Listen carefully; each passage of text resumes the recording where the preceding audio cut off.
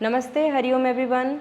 So today I am going to talk about a very small topic that is very trendy nowadays.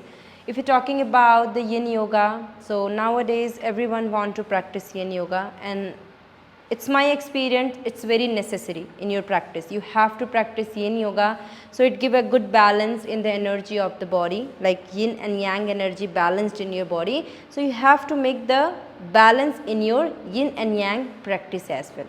Clear? So basically, if you're talking about Yin Yoga, so there's one word, it's very important, that is meridians. Okay?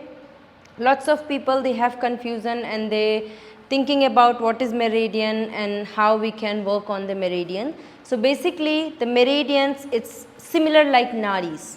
So it will easy to understand. If you talk about meridian, it's completely similar like nadis. Nadis is Indian Ayurvedic concept, and this meridian, this is the Chinese TCM concept. Okay, so meridian comes from Chinese concept, and in China their traditional therapy, that is TCM, known as traditional Chinese medicine.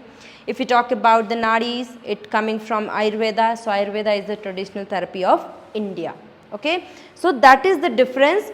But in meridian, in nadis, both are the energy channels in our body.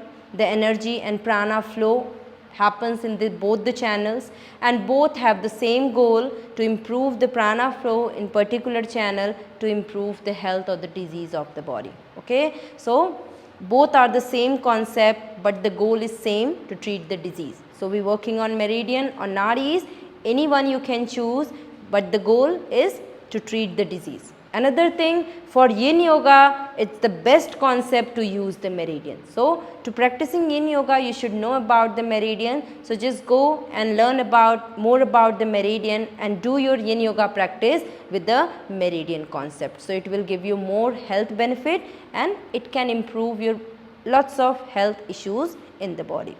Namaste, Hari Om.